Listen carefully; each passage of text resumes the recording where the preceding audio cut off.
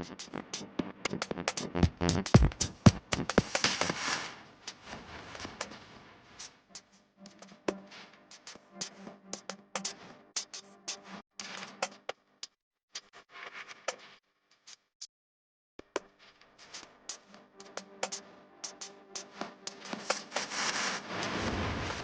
guys, Ron TV, nandito ulit tayo sa Premium Bike San Jose. Ang tatalakayin natin ngayon guys ay ang Yamaha MIUI, ang updated model niya ngayong 2023. Okay, pero bago ang lahat, intro muna tayo!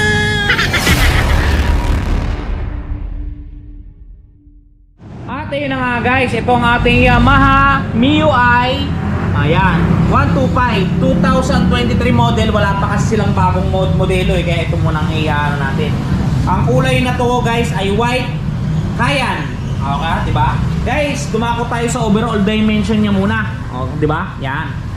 Overall dimensions guys, simula dito hanggang sa dulo. Overall length niyan guys ay may sukat na 73.6 inches. Saktong-sakto para sa'yo. Sumunod guys, ang overall width niyan, ang overall width ng motor na ito, para malaman mo kung kakasya ka ba sa mga eskinita. Simula dito hanggang dito sa kabilang handlebar niya ay 27 inches. Okay guys? 27 inches ang overall width. Doon naman tayo sa overall height niya. Yan. Simula sa taas hanggang dyan sa ilalim, ang overall height niyan guys ay 40.7 inches. Simula sa taas hanggang sa ilalim, 40.7 inches. Ang overall seat height niyan, yung mapapansin ninyo, simula dito sa upuan sa taas hanggang dyan sa baba, yan ay may sukat na 29.5 inches.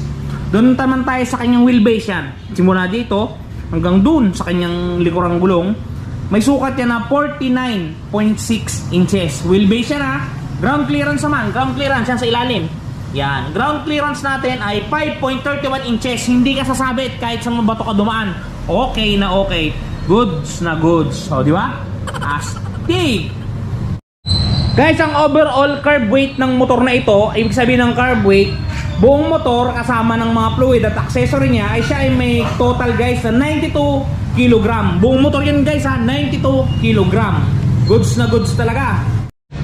Guys, dumako tayo sa kanyang engine specification. Yan, mapapansin nyo, nandiyan bandang engine yan. Oh, di ba? Madilim lang eh. Hindi makita. Mag-ilaw. Guys, engine specification niya, engine type na to, air-cooled, 4-stroke, at saka single overhead cam. Single arrangement na to guys, single cylinder lang siya. Displacement niya, 125 cm.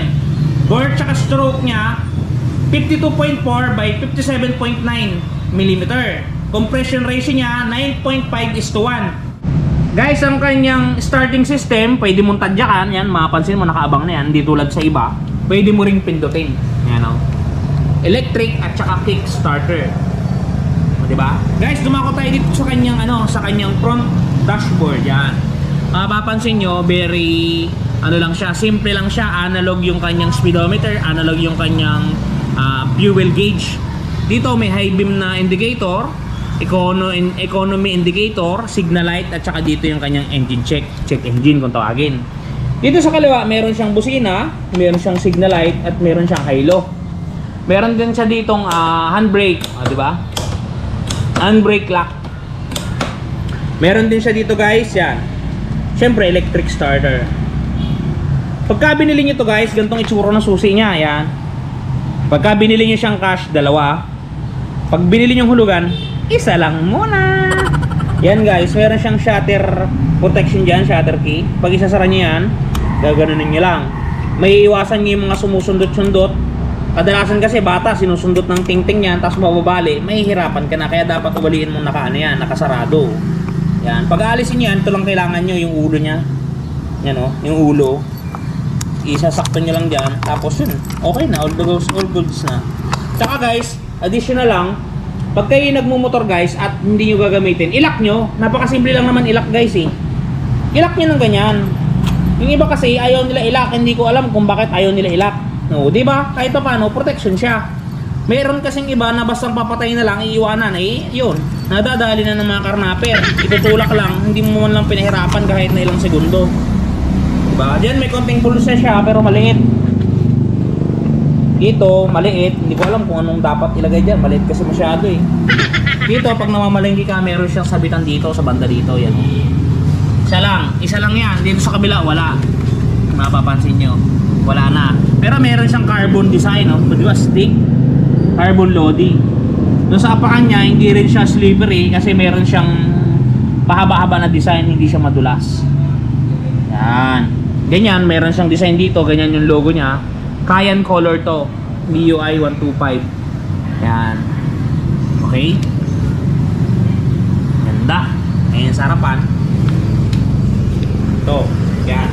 Bale, meron siyang combination na puti, tapos sa baba, Cayenne color. O, diba, stick?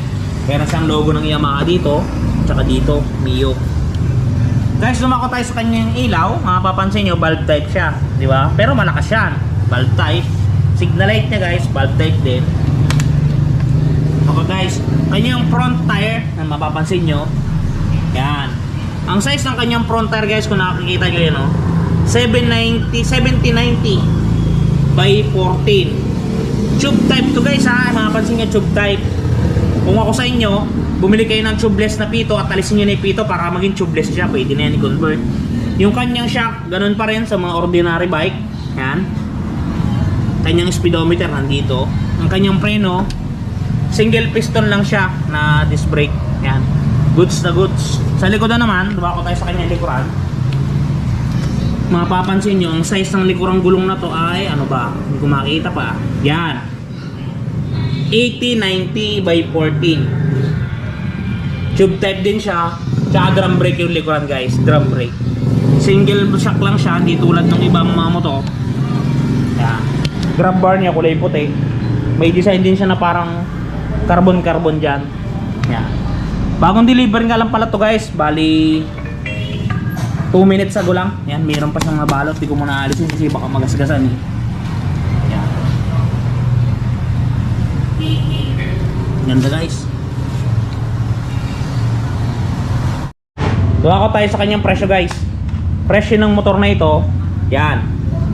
Via cash guys, 77,900. Down payment niya 3,895. Sa premium bikes lang yan. Monthly niya sa 2 years 4,900. Sa 3 years 4,018. O, diba? Napakamura, kayang-kaya. Requirements guys sa kailangan pag maglalabas kayo ng motor. Isang valid ID lang at saka isang proof of income. Dalawa lang. Hindi na namin kailangan ng co-maker. Yun lang, may provide mo. Pagpasok ka, approve. 1 day process lang tayo. Yan. Yamaha MIUI. Diba? Ano ba yan guys? Pinatesting natin pasakyan doon sa 5.6 natin kasamaan dito. Yan si Raymark Alarcon. Yan, mapapansin nyo yung legroom, maluwag. Yan o, malayo yung distansya, di ba? Malayo, maluwag yan. Doon sa kamay niya, mapapansin nyo, straight. Hindi siya buloktot, hindi siya maluwag. Yan, mapapansin nyo, nagpapapogi pa. Yan o. Bali guys, ganyan na itsura pagka sumakay 5.6. Saktong-sakto, hindi ka kukulangin. Buhay na buhay guys. Panalong panalo. Karapatan mong magkamotor pagka bumili ka sa premium bikes. Lahat ng Pilipino ay may karapatang magkamotor. Pumunta ka lang sa premium bikes at magkakaroon ka. Ano mo masasabi nyo?